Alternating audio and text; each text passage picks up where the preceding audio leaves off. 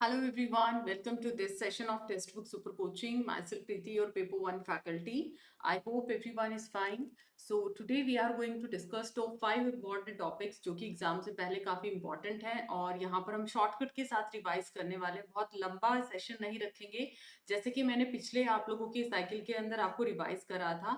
तो अभी back to back आपको उसी तरीके के रिविजन्स मिलने वाले हैं जिसमें कम समय के अंदर आप एक्स्ट्रा या पॉइंटर्स को आप बहुत अच्छे से कवर कर पाएं। So before starting the session, just note down these are the timing of our free classes. It's 10 o'clock on YouTube and 11:30 on Textbook app. ये मेरे bilingual classes के timing है and 11 AM पे English YouTube channel पे classes हैं जो कि Monday, Wednesday और Friday को जाता है. If you are referring exclusively English content, then आप इस channel को refer कर सकते हैं. So today paper 1 top 5 topics जो कि आप in short revise करने वाले हैं, जिसमें mix paper 1 के trending topic आपके रहेंगे.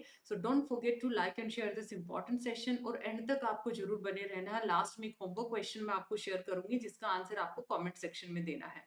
एंड फिर भी अगर आपकी कोई क्वेरी है बेटा रिलेटेड पेड कोर्सेज या कोई भी आपका इशू है, आप इस नंबर पे कनेक्ट कर सकते हैं और गूगल फॉर्म आपको डिस्क्रिप्शन में दिया, आप उसको फिल कर सकते हैं related to your doubts, related paid courses या जो भी आपकी रिक्वायरमेंट्स है, any query related to textbook. And for more your PDF update, other queries or related doubts discussion with your peers with me, join this Telegram group or either with the help of this ID or with the help of this QR code. Okay. जी हाँ, तो let's start with the topic. आज मैं जो topic आपको कराने वाली हूँ, topic number 1। बहुत सारे स्टूडेंट एचडीडी और एसएसडी का डिफरेंस नहीं समझ पाते हैं, हार्ड डिस्क ड्राइव और सॉलिड स्टेट ड्राइव। इससे पिछले अगर मैं पूरे दिसंबर 23 में बात करूँ, जून 24 में बात करूँ, मतलब 3 के 3 साइकिल में वहां भी क्वेश्चन यहाँ से आया है और अभी आपका अभी भी आने के ब्राइट चांसेस हैं। सेकंड नंबर का टॉपिक अगर मैं बात करूं, आपका स्टैटिक रैम जो कि ट्रेंडिंग टॉपिक है और डायनामिक रैम, इससे पूछा जा सकता है।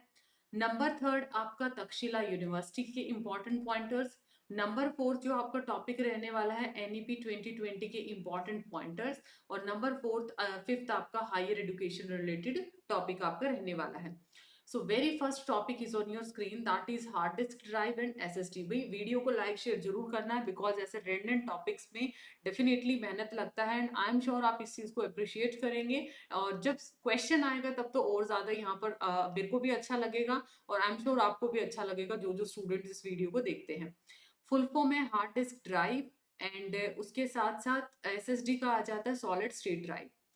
एचडीडी के अंदर इस पॉइंट पे सबसे ज्यादा क्वेश्चन बना है सेकंड नंबर पॉइंटर पे कि एचडीडी में क्या मूविंग मैकेनिकल पार्ट्स होते हैं। यस, हार्ड डिस्क ड्राइव में आर्म के जैसे मूविंग मैकेनिकल पार्ट होते हैं, लेकिन सॉलिड स्टेट ड्राइव में ये चीज एग्जिस्ट नहीं करती है, सिर्फ इलेक्ट्रॉनिकल पार्ट होते हैं जैसे कि आईसी, इंटीग्रेटेड सर्किट आपका है, इंटीग्रेटेड चिप आपका है। करेक्ट है। इसके सिर्फ इंपॉर्टेंट पॉइंटर्स मैं बताने वाली हूँ जो कि एग्जामिनेशन के बिहाफ पे आपको करना है। नेक्स्ट अगर मैं बात करूँ, हार्ड डिस्क ड्राइव है उसका वेट हैवी होता है और एसएसडी का जो वेट है वो लाइट चला जाता है। बातें क्लियर हुआ। नेक्स्ट पार्ट आता है, ये रीड राइट करने में काफी लंबा समय लेता है, ठीक है। उसके साथ साथ ये आपका थोड़ा समय लेता है, ठीक है। दोनों के अंदर ही ये बेसिक डिफरेंस आ जाता है। ऑपरेशंस की बात करते हैं, इसमें कम ऑपरेशन है, इसके अंदर ज्यादा ऑपरेशंस आ जाते हैं। कैसे याद रखोगे, अब ये बताओ। लॉन्गर रीड राइट टाइम है इसके अंदर, ऑपरेशंस इसके अंदर कम है, इसमें ज्यादा। आपने क्या करना है, टेबल बना लेना है। आपने लिखा इनपुट आउटपुट ऑपरेशन, इधर लिखोगे आप फ्यू, इधर लिखोगे आप लोग मोर। इधर लिखा वेट के अकॉर्डिंग, ये हैवी है ये लाइट है। इधर रखा रीड राइट टाइम, इसका लॉन्गर है इसका शॉर्टर है। तो बहुत क्विक में आपके शॉर्ट नोट्स रेडी हो जाएंगे। नेक्स्ट, इसका साइज बड़ा है, इसका साइज ज्यादा कॉम्पैक्ट और छोटा मान लिया जाता है। ये ट्रांसफर करता है डेटा ट्रांसफर सीक्वेंशियल, मतलब 1 by 1, और ये आपका जस्ट रेंडम एक्सेस के बेसिस पे क्या करता है, डेटा ट्रांसफर करता है। ये काफी ट्रेडिशनल और पुराना माना जाता है, ये आपका अगर हम न्यू टेक्नोलॉजी के अकॉर्डिंग माना जाता है। उसके साथ साथ ये मैकेनिकल मूवमेंट होता है लाइक आर्म इसके अंदर, इस वजह से इसमें नॉइज ज्यादा होती है। इसके अंदर नॉइज की बात करें तो बहुत कम मानी जाती है। ये ज्यादा रिलायबल है, इसको कम रिलायबल क्यों माना जाता है, क्योंकि यहाँ पर मैकेनिकल फेलियर, ठीक है, मैकेनिकल फेलियर यहाँ पर ज़्यादा हो सकता है, जैसे हेड क्रैश हो सकता है, या फिर नॉइज़ इश्यूज़ आ सकते हैं, या फिर सस्पेक्टेबिलिटी आ सकती है जस्ट बिकॉज़ ऑफ मैग्नेट्स ज़्यादा अगर वहाँ पर स्ट्रॉन्गनेस आ जाए। तो ये अलग-अलग कारण हैं जिसकी वजह से इसको कम रिलायबल माना जाता है। एंड फाइनली इसकी स्पीड क्या होती है? स्लो। इसकी स्पीड क्या होती है? फास्टर होती है, हायर होती है। So these are most important part जो कि आप लोगों को एचडीडी और एसडीडी से कवर करने हैं, राइट एवरीवन। नंबर 2 पे आपका टॉपिक आता है स्टैटिक रैम और dynamic RAM. Static RAM transistors का यूज करती है to store single bit of data. Dynamic RAM separate capacitors का यूज करता है हर बिट ऑफ डेटा को स्टोर करने के लिए, करेक्ट। स्टैटिक रैम को पीरियोडिक रिफ्रेशमेंट का जरूरत नहीं होता है डेटा को मेंटेन करने के लिए, ठीक है। यहाँ पर आप ट्रांजिस्टर्स का यूज करते हैं, लेकिन यहाँ पर आपने क्या किया? कैपेसिटर्स का यूज किया, और कैपेसिटर्स इसमें किस तरीके से मेंटेन करते हैं? Charge in the capacitor for the data. आपको बार बार रिफ्रेश करना पड़ता है। ये कहाँ पे यूज की जाती है? कैशे लेवल पे। इसको यूज किया जाता है मेन मेमोरी लेवल पे। ये ज्यादा कॉस्टली है, ये आपकी क्या है? लेस कॉस्टली है, ठीक है। नेक्स्ट उसके बाद इसकी स्पीड क्या होती है? फास्ट है। जो चीज स्टैटिक डाल दी, अब लेट सपोज मैंने बोला जी आपको ना डेली की 2 लाइंस याद करनी है। आप बोलोगे ठीक है जी मैम, जैसे तैसे करके 2 लाइन चाहिए, हमें रटना है चाहे कुछ भी करना है, आप लोग आंसर कर दोगे। एक दिन मैंने बोला 2, एक दिन मैंने बोला 10, एक दिन मैंने बोला फिर 1, एक दिन मैंने बोला 50। ऑब्वियसली आपकी स्पीड पे इफेक्ट आएगा ही आएगा। तो मैं बोल सकती हूँ स्टैटिक क्या है? फास्ट है। डायनेमिक बार बार चेंज करोगे तो मेरी स्पीड भी क्या हो जाएगी? स्लो। कैशे लेवल पे है, ये मेन मेमोरी लेवल पे है। इसको याद रखने का ट्रिक क्या है? S S for static, C for cache. इसको याद रखने का है deputy manager, D for dynamic, M for main memory. Correct है। 2 टॉपिक हुए आपके, और दोनों आपके अच्छे वाले इंपॉर्टेंट टॉपिक हैं। नंबर 3 पे अगर मैं बात करती हूँ, तक्षशिला यूनिवर्सिटी। तक्षशिला यूनिवर्सिटी काफी इंपॉर्टेंट है। ये कहाँ पे स्थित है? अभी अगर मैं हाल में बात करूं तो ये कहाँ पर है? पाकिस्तान, रावलपिंडी में ये स्थित है। काफी पुरानी यूनिवर्सिटी मानी जाती है। यूनेस्को ने इसको वर्ल्ड हेरिटेज साइट का दर्जा कब दिया था? 1980 में। उसके बाद यहाँ पर जो एडमिशन होता था वो किसके थ्रू होता था?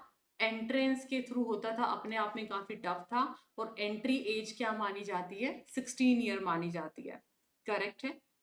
नेक्स्ट उसके बाद अगर इसके स्कॉलर्स की बात करूं तो स्कॉलर कौन कौन है इसके? पाणिनि। देन अगर मैं बात करूं, नेक्स्ट है यहाँ पर विष्णु शर्मा, चाणक्य, जीवाका, और कौन सा है इसके अंदर? पाणिनि, विष्णु शर्मा, चाणक्य, और चंद्रगुप्त भी यहीं का प्रोडक्ट है। चंद्रगुप्त, चंद्रगुप्त भी यहीं का प्रोडक्ट है। तो ये सारे कहाँ के प्रोडक्ट है? ये तक्षशिला यूनिवर्सिटी के। क्या इसकी फैमिलियरिटी किस चीज के लिए ज्यादा फेमस मानी जाती है? मेडिसिन के लिए फेमस मानी जाती है। पाणिनि का जो ये लगा लीजिए बेसिक जो कंपाइलर हम बोलते हैं कि सीस में इन्होंने काम किया था, तो ये क्या थे? संस्कृत ग्रामरेरियन थे, इन्होंने अष्टाध्यायी लिखा। Vishnu Sharma Panchatantra, compiler of Panchatantra.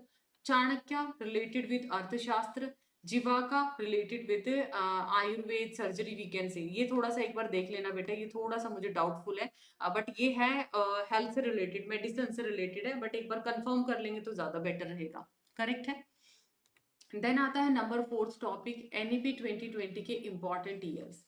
NEP 2020 के इंपॉर्टेंट ईयर्स अगर आपसे पूछे 50% जीईआर किसका रखा है? हायर एजुकेशन का। कब तक रखा है 50% जीईआर? हायर एजुकेशन का टारगेट ईयर है 2035। 100% जीईआर किसका रखा है? स्कूल एजुकेशन का, 2030 तक। ऑल हायर एजुकेशन इंस्टीट्यूशंस को क्या बनाना है? मल्टी डिसिप्लिनरी बनाना है। कब तक? 2040 तक। At least one higher education multidisciplinary हो बाय 2030। 50% वोकेशनल एजुकेशन के अंदर क्या आए? एक्सपोजर आए। वो कब तक है? 2025। FLN अचीव करने का रखा है 26-27 बाय ग्रेड 3। FLN मतलब फाउंडेशन लिटरेसी एंड न्यूमरेसी। ये इंपॉर्टेंट पार्ट्स आपके किस में आ जाते हैं, कवर्ड अंडर NEP 2020। काफी इंपॉर्टेंट पार्ट्स हैं ये, और आप लोगों को इन सभी पार्ट्स को याद भी रखना है। GER, अगर मैं पुरानी बात करूं, ठीक है, अगर मैं ये पुरानी बात करूं, इससे पहले जाती हूँ, 26.3% था। कब तक? बाय 2018 था। ये था आपका फोर्थ टॉपिक, जो कि NEP 2020 के मोस्ट रिपीटेड ईयर्स आपसे पूछे जाते हैं। नंबर 5 का टॉपिक आता है NEP 2020 के अंदर से ही higher education commission of India, जिसके अपने 4 वर्टिकल्स आते हैं, NHERC, देन आता है आपका NAC, देन आता है HEGC, और फाइनली आता है GEC। कैसे याद रखोगे? मैंने क्या ओपन किया, मैं ये है एक रेगुलेटर, ये यूज किया जाता है अक्रेडिटेशन के लिए, ये है ग्रांट के लिए, ये है आपका एजुकेशन, जर्नल एजुकेशन काउंसिल के तौर पे काम करता है। याद रखने का ट्रिक क्या है? लेट सपोज मैंने सिलेंडर का रेगुलेटर ओपन किया, ठीक है, उससे मेरे नाक में क्या आई? स्मेल आई, ठीक है, अक्रेडिट करना पड़ेगा ना, स्मेल तो नहीं है, अच्छा काम किया बुरा काम किया, तो वो नाक, मैंने कहते हैं ना नाक चढ़ाना, तो इन दिस वे हम बोल सकते हैं नाक क्या है? अक्रेडिटेशन। रेगुलेटर की स्मेल है नाक में, नाक क्या? सेकंड वर्टिकल, ये फर्स्ट है, ये सेकंड वर्टिकल है, ये थर्ड है, ये फोर्थ वर्टिकल है। HEGC ग्रांट से रिलेटेड है, ग्रांट मतलब पैसा लगाना, जो जितना भी पैसा लगाना है तो ग्रांट रिलेटेड है, ठीक है। GEC क्या है? जर्नल एजुकेशन, मतलब अगर इसको बंद करना पड़ेगा, ऑब्वियसली पैसा लगाना पड़ेगा ना, ये स्मेल आई है तो ठीक तो कराना पड़ेगा गैस एजेंसी से, ऑब्वियसली तो उसके लिए पैसा लगेगा, तो HEGC ग्रांट में डील करती है, फंडिंग में डील करती है। और जो जर्नल एजुकेशन, इसका दूसरा नाम लर्निंग आउटकम भी बोल दिया जाता है, ये आपका है फोर्थ वर्टिकल। इसी सीरीज में आपको याद रखने हैं, इसी सीरीज में आपको इनका काम याद रखना है। तो ये है ये 5 इंपॉर्टेंट टॉपिक। आई होप आपको काफी इंफॉर्मेटिव लगे। In short revision, rest of हमारे फाउंडेशन बैचेस आपके शुरू हो चुके हैं। अगर आप चाहते हैं इन डेप्थ स्टडी करना पेपर 1 और पेपर 2 की, then you can go for the same. यहाँ पर आपको पेपर 1 पेपर 2 में ये सारे फीचर्स मिलने वाली हैं। फॉर मोर अपडेट, आपको जो बॉटम बार पे कॉन्टेक्ट नंबर दिया, आप उस पर कनेक्ट कर सकते हैं, या डिस्क्रिप्शन में आपको गूगल फॉर्म दिया, आप उसको फिल कर सकते हैं। आज का अगर मैं होमवर्क क्वेश्चन की बात करूं, होमवर्क क्वेश्चन आपको कमेंट सेक्शन में शेयर करना है। What is the full form of OMR and OCR?